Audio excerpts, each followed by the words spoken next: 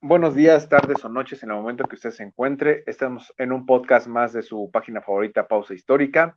En esta ocasión vamos a entrevistar a mi compañero Luis Carlos Chávez con un tema que es continuación de su artículo anterior con las vacunas, que en esta ocasión tiene como nombre Primeras Jornadas de Vacunación en México, los primeros problemas.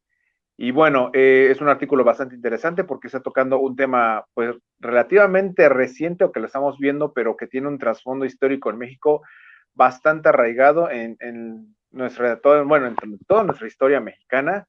Y yo lo podría resumir en una sola palabra: influyentismo. Y bueno, Luis, no sé qué nos puedas platicar sobre tu artículo. Bueno, pues en primer lugar, muchas gracias, Polo, y quiero agradecer a nuestra audiencia de Pauta Histórica por escuchar este podcast y también les deseamos un feliz año.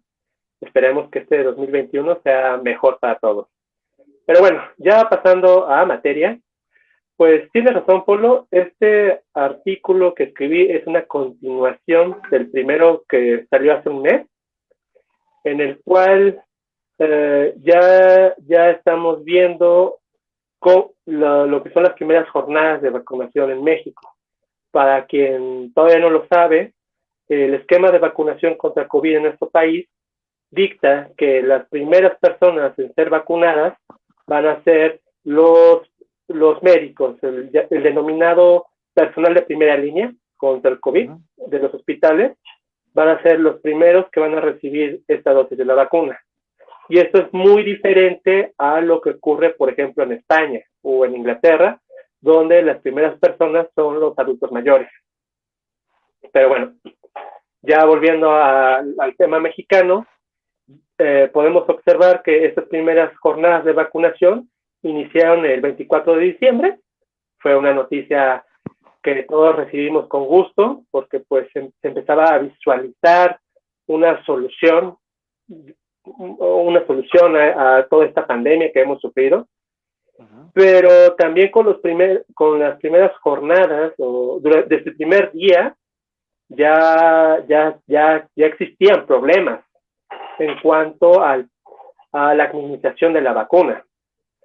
Y el primer problema tiene que ver con el influyentismo, que se volvió muy popular en la conferencia del presidente, en las famosas mañaneras, en la idea de que periodistas denunciaron que en el Estado de México, en un hospital, el director de ese hospital, logró que le administraran la vacuna tanto a él como a su familia, cuando su familia no son médicos. O sea, hablamos de un niño y su esposa.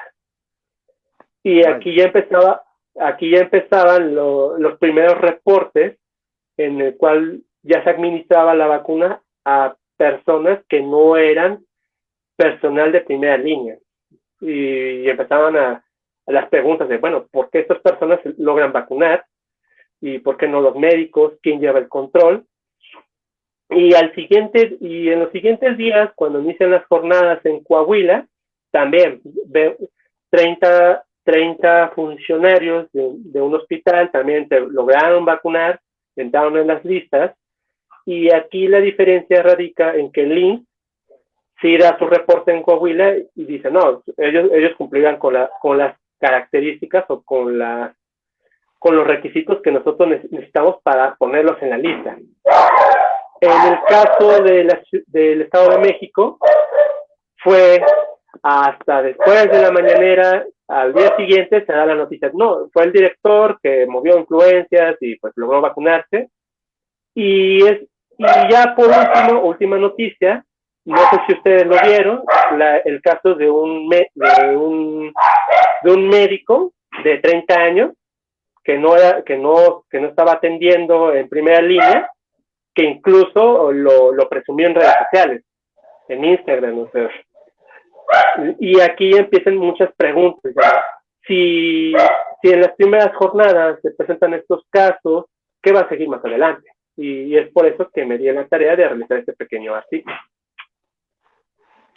Ok, bueno, sí, como dijiste, pues es una noticia que realmente estuvo sonada, pero es algo que realmente no nos, o sea, sí nos enoja a la mayoría de los mexicanos, pero no es algo que sea extraño o ajeno a nuestra cultura, ¿no? Porque lo primero que todos los mexicanos sospechamos fue las primeras vacunas que van a llegar van a ser para altos funcionarios, va a ser para tal vez presidente, para gobernadores, para cargos públicos de alto nivel, por así decirlo. ¿Quién no dice que AMLO, Gatel y demás funcionarios ya están vacunados y pues fueron las primeras vacunas, ¿no? También algo muy criticado acá en México fue que fueron, nada más llegaron 3,000 vacunas, ¿no? Para lo que supuestamente está todo el panorama. Y bueno, es algo bastante interesante, pero digo, no ajeno a la cultura mexicana, ¿no? El influyentismo acá en México es algo, pues, clásico, no lo podríamos ver en diferentes etapas de las desgracias de la cultura mexicana, lo podríamos decir, no sé, ya sea en el temblor del 2017, en el temblor de 1992, 93, en el temblor del 85, que muchos de los recursos que se destinan para las personas que realmente lo necesitan van a parar a manos de otras personas, funcionarios o pseudofuncionarios o gobernadores. ¿Cuántas veces no hemos escuchado noticias que dicen, bueno, se donaron 5 o 6 toneladas de comida para tal pueblo y de repente dice, ¿sabes qué? Aparecieron 2 toneladas en una bodega de tal funcionario, de tal gobernador o de tal presidente municipal, ¿no? Entonces es algo que está muy arraigado a la cultura mexicana, pero que en este caso, con la vacuna nos estamos dando cuenta que no sabemos si va a ser, va a complicar más el caso de que se den más el aumento de infectados por el COVID-19, perdón. ¿Por qué lo refiero de esta manera? Como tú dices, muchas personas que no cumplen con el perfil como se había marcado por el presidente, que iban a ser primero los médicos de primera línea, posteriormente para febrero, abril, van a ser las personas mayores de 60 años y posteriormente así va en línea. ¿Cuánta gente no se va a incluir en esas listas de vacunación, no? Claro ejemplo que voy a poner ahorita, yo me acuerdo que cuando yo me fui a poner la vacuna de la influenza, este año nunca me la había puesto en toda mi vida, me doy cuenta que sí estaban regresando muchas personas que no estaban cumpliendo con el perfil. Yo porque presenté mis exámenes, saben que yo tuve COVID y el especialista me dijo que me tenía que poner mi vacuna, pues adelante, ¿no? Pero algo que me llamó mucho la atención, que quien estaba vacunado eran jóvenes tal vez pasantes de enfermería o enfermeros, pero muy jóvenes, y lo que primero que estaban diciendo, no se preocupe señor, ya me puse la vacuna y a mí no me pasó nada. Cuando dices, chirón, supuestamente eso nada más era para personas mayores con movilidades y cosas por el estilo, pero ya está a un nivel muy bajo, pues ya está el influyentismo, ¿no? ¿Y en qué otras cosas más no nos podemos encontrar? En México, miles de cosas. No sé qué opinas.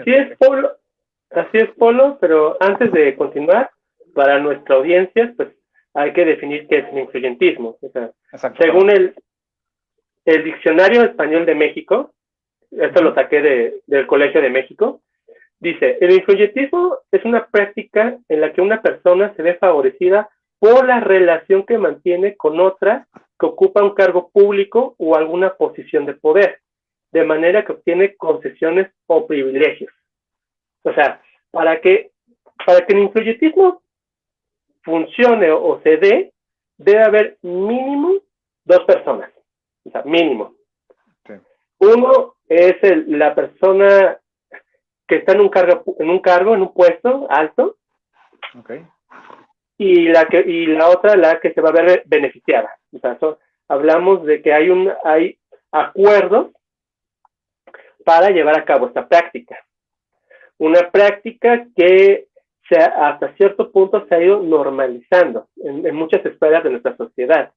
O sea, no solamente es el caso con estos hospitales, sino también lo vemos incluso en la vida diaria.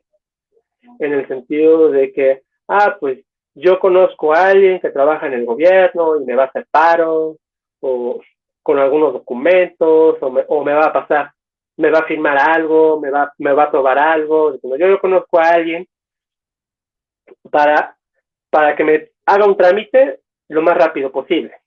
O sea, aquí el primer problema que encontramos es que hay una burocracia ineficiente y lenta. ¿Qué quiere decir? Cada vez que alguien hace un trámite, la gente lo hace con hueva, es la verdad.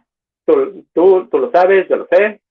lo hace con flojera porque son tiempos de espera muy largos, en el cual muchas veces no obtenemos una respuesta satisfactoria y por tanto recurrimos a estas prácticas, diciendo, yo conozco a alguien, yo igual doy un soborno, y estas prácticas se van normalizando porque es una manera de ver que así funciona el sistema, así se aceleran las cosas, una manera de acelerar ante una burocracia que es débil. Pues sí, justamente lo que acabas de mencionar es una burocracia bastante, pues, débil. Yo no marcaría débil, yo diría una burocracia con una madeja bastante compleja que a veces no sabes ni dónde empieza ni dónde termina. Llámese desde que vas a hacer un trámite burocrático simple, que puedes ir desde el simple guardia, decirle, ¿sabes qué? Te doy 100, 200 pesos y dame chance de colarme en la fila, ¿no? Para evitar formarme todo lo que la gente que hay ahí atrás, ¿no? Pero bueno, algo que también estabas mencionando, bueno, cómo se va a coordinar o cómo, bueno, la problemática que nos vamos a enfrentar a la coordinación entre distintas secretarías y dependencias de gobierno al momento de vacunar, o sea, no solamente va a ser las primeras vacunas que va a llegar, sino el verdadero reto va a ser ya empezar a vacunar a nivel masivo, ¿no? Nivel estado, nivel población, ahí es donde realmente ya va a haber un descontrol, porque empezando por las personas van a decir, ¿sabes qué? Tienes 60 años o más, llega tu credencial de lector, demuéstralo y ya. Pero ahí va es donde va a venir realmente el verdadero influyentismo. ¿Cuántas vacunas realmente no se van a perder en ese proceso? Seamos sinceros, estaba leyendo la noticia, bueno, chisme de televisión, ¿no? Que Vicente Fernández y su hijo Alejandro Fernández Sí. ya se habían vacunado contra la COVID, cuando dices, hola, ¿cómo le hicieron? O sea, supuestamente si son en México, ellos no podían haber accedido a una vacuna. Sí, o sea, aquí ya incluso la familia Fernández dijo, no nos vacunamos, es imposible, es un chisme, pero aquí el problema es que te deja la duda de, ¿te están diciendo la verdad? O sea, por más que te digan, no lo hicimos, pues a mí me queda una duda de, o sea, es tanta la desconfianza que tenemos en las instituciones que un periodista sin pruebas, porque nunca presentó una prueba, así, evidencias tal cual, dijo, ¿Sí? no, ellos se vacunaron, y yo estoy viendo la posibilidad de hacerlo. O sea, eso también es grave, diciendo, no solamente es ver la práctica, sino de cómo yo la reproduzco, o sea, cómo yo lo hago. Y con ese pensamiento, ¿cuánta gente hay? O sea, diciendo, no, es que tengo que ver la posibilidad de cómo me voy a vacunar y todo esto. Y bueno, algo también que marcas en tu artículo bastante interesante es cuando mencionas que realmente ese tipo de influyentismo nos estamos enterando, no es tanto por los medios de comunicación, sino son por las redes sociales y por las denuncias de los propios médicos que están marcando que no es, bueno, que mucho personal que es administrativo está recibiendo la vacuna, que es personal administrativo o de sindicato, que son los que realmente están colando, pero también están marcando otro problema. Son médicos que están en primera línea y que ni siquiera están recibiendo el bono extra que están aparentemente tendrían que haber recibido por estar atendiendo gente con COVID, porque digo, al final de cuentas están arriesgando su vida, no son inmortales. Y el otro problemática que estás marcando, que desde inicios de la pandemia, pues mucho de ese personal médico no está contando con el equipo necesario para poder protegerse. Otra vez vamos al clásico ejemplo del influyentismo, ¿no? Quien ha leído las noticias, ¿qué fue lo que pasó cuando China donó, creo que no sé cuántas caretas de K95 a México para el personal médico, y resulta que no llegan al personal médico y de pronto los funcionarios de medio pelo, o yo creo que hasta los gobernadores, empezaron a tener sus K95 cuando acá en México era súper escaso encontrar un K95, en la actualidad ya no, pero en esos principios de pandemia, con esas máscaras tienen que ir a dar al servicio médico, no. Resulta que el personal público lo estaba utilizando. Entonces es algo ya más complejo. No sé qué tengas opinión respecto a eso o qué nos podrías marcar. Pues aquí hay varias contradicciones. Como tú lo habías dicho, Polo, o sea, vamos al ejemplo del pasante de medicina que falleció por COVID hace unos días. O sea, justo hoy sale en los periódicos en el cual el hospital donde laboraba niega que su fallecimiento fuera por COVID-19. Digo, no fue por COVID. Pero, sin embargo, la Secretaría de Salud del Estado de México informa que se le hace una prueba al pasante y sí dio positivo por COVID. O sea, hay una contradicción entre el hospital y la Secretaría de Salud, cuando se supone que debe haber una información uniforme, diciendo, deben ser claros en cuanto a qué están pasando. Y si una institución se contradice y la otra la contradice, pues aquí volvemos al mismo problema. O sea, se llega a presentar el caso, por ejemplo, de las caretas, próximamente de las vacunas, diciendo, no, aquí llegaron las vacunas, yo hice mi tarea de transportarlas, y la tarea de los hospitales es hacer las listas. O sea, ustedes tienen que hacer las listas, ustedes tienen que designar a su personal que va a recibir la vacuna y yo se las voy a administrar. Y va a haber y ya vimos que hay estos problemas de información, en el cual la Secretaría de Salud de un estado dice, no, pasó esto, pasó A. El hospital dice, no es cierto, pasó B. Y aquí nos estamos yendo a muchas problemáticas en el cual tenemos que llegar a un punto en donde el presidente invita a los médicos, invita a la población a denunciarlos por redes sociales, cuando deberían existir mecanismos de los propios hospitales o de las propias secretarías para que uno pueda denunciar y se pueda ejercer un castigo correspondiente al problema que se está presentando. Sino primero se denuncia por redes sociales y hasta que la denuncia tenga efecto ya se investiga. Eso pasó en la conferencia mañanera, en donde el presidente se enteró del caso del Estado de México y hasta el día siguiente ya la Secretaría de Salud ya informa de qué estaba pasando. O sea, vemos que aquí hay una debilidad de las instituciones en el cual las autoridades de más alto rango, llámese el presidente, llámese los gobernadores, los secretarios de salud, tienen que decirle a la población o a los médicos si ustedes detectan si ustedes detectan casos de corrupción o de influyentismo, denúncienlo en redes sociales, porque ni ellos mismos creen en los propios mecanismos de sus propias instituciones. O sea, esto es muy alarmante. Justamente, qué bueno que tocaste ese punto porque algo lo podría conectar igual con tu artículo cuando mencionas que los encargados de custodiar las vacunas de COVID-19 para la población es el ejército, es la marina, ¿no? Aquí nos damos cuenta la poca confianza que tenemos en nuestras propias instituciones de salud, que necesitamos encargar un medicamento que es para salvar a la población, que lo tiene que salvaguardar el ejército mexicano. Aquí que nos estamos enfrentando, a que le tenemos miedo a que sea robada, ya sea por los mismos funcionarios, por grupos criminales, o por algún otro sector que lo vaya a perder, ¿no? O vaya a la redundancia, algún médico de no alto rango que se vaya a robar 1 o 2 dosis, cuando dices, qué poca confianza tenemos en nuestros propios, nosotros como mexicanos, en nuestras propias instituciones, que necesitamos las Fuerzas Armadas para salvaguardar un medicamento, cuando tendría que ser por ética propia decir, ¿saben qué? Esto tiene que llevar un proceso y tiene que ser para todos, ¿no? Entonces, también no sé cómo puedas ver eso, y aparte que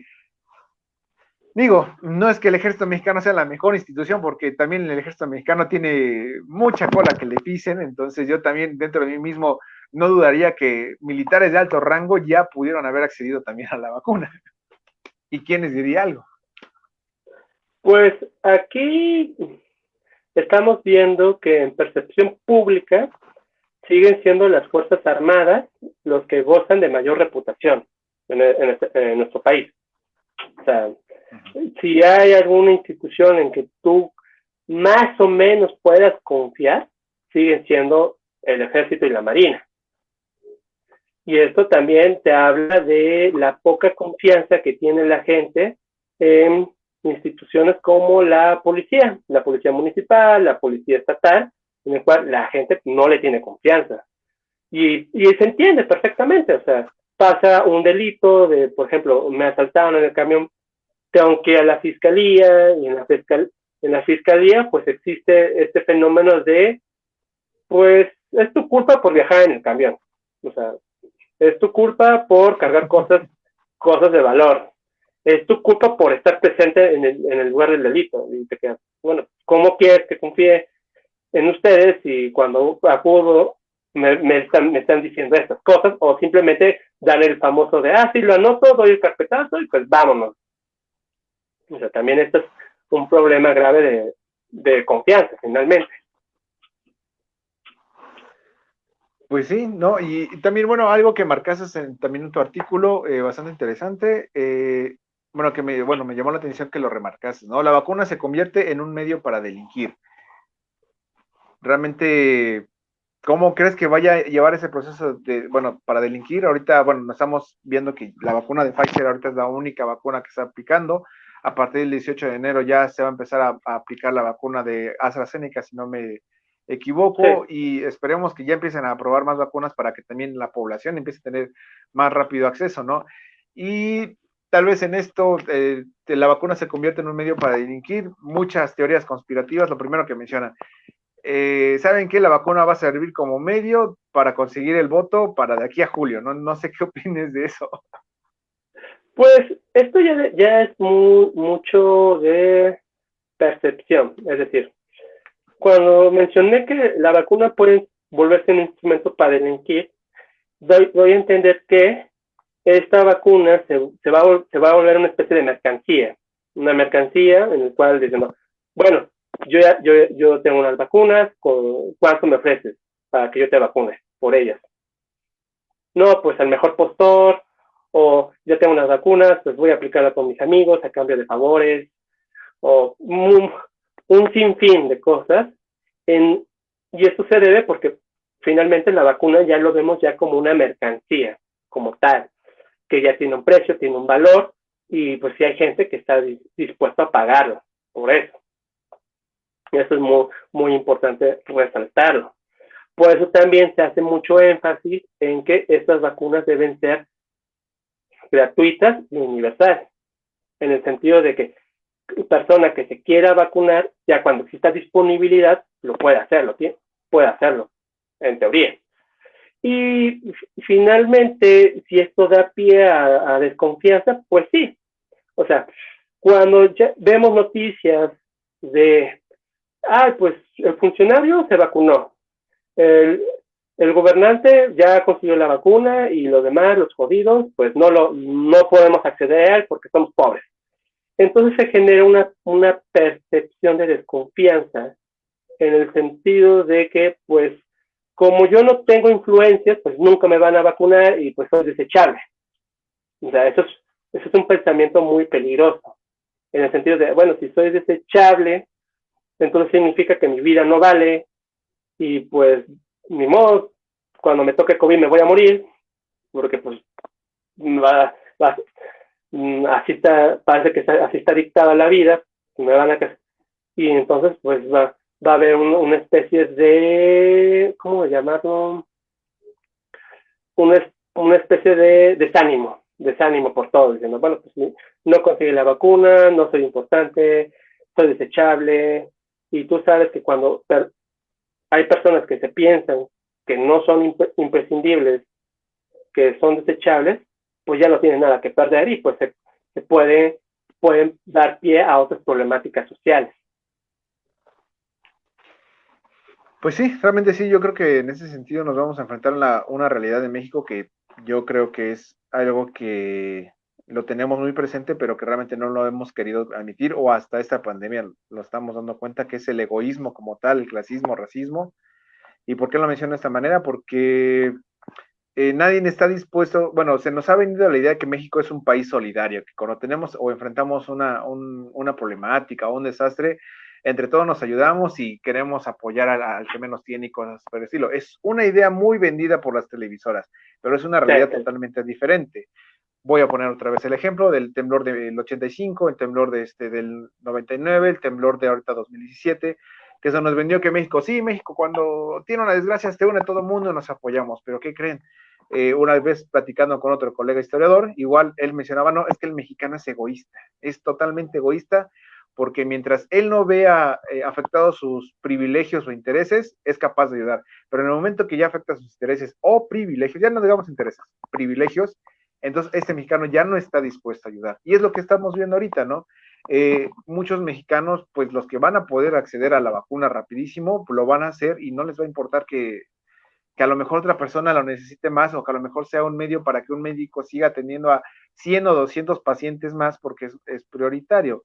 El ejemplo que ahorita me vino a la mente es que Carlos Slim, sí, Carlos Slim, de Azteca, ahorita se olvidó su nombre.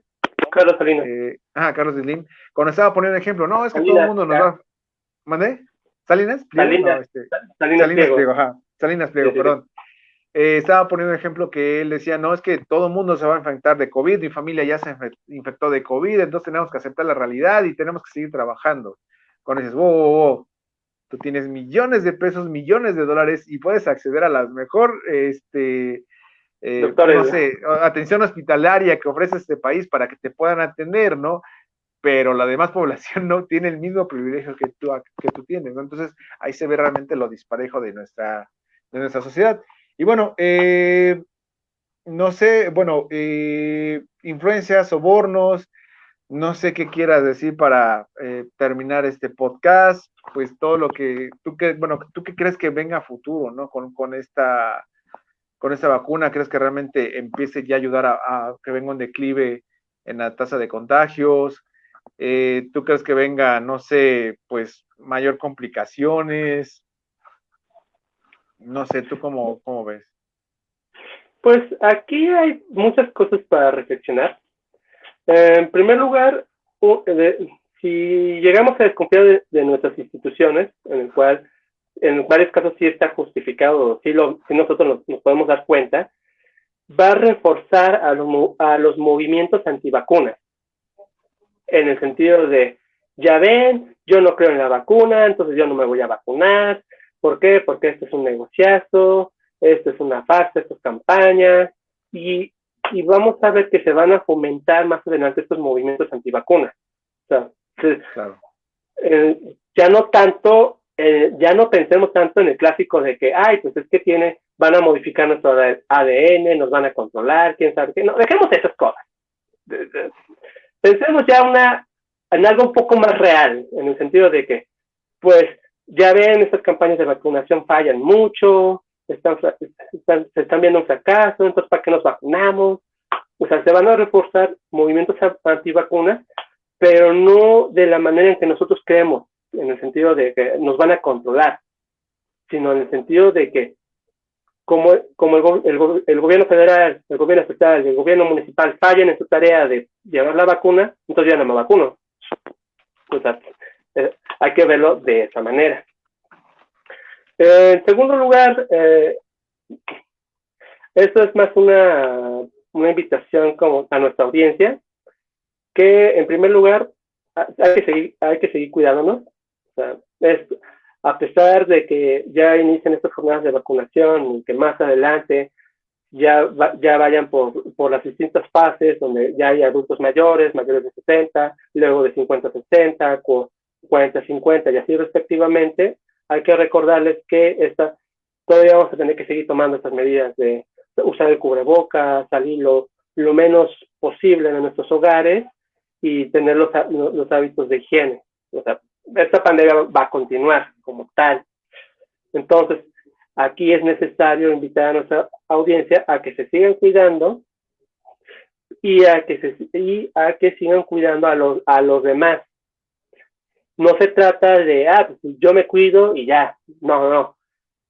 Yo me cuido para cuidar a los demás y hago la invitación a los demás a que se cuiden para que también me cuiden a mí. O sea, ya hay que tratar de abandonar un poquito ese pensamiento muy individualista de que, pues yo me cuido, que los demás que se enfermen, ni modo, no es mi culpa. No.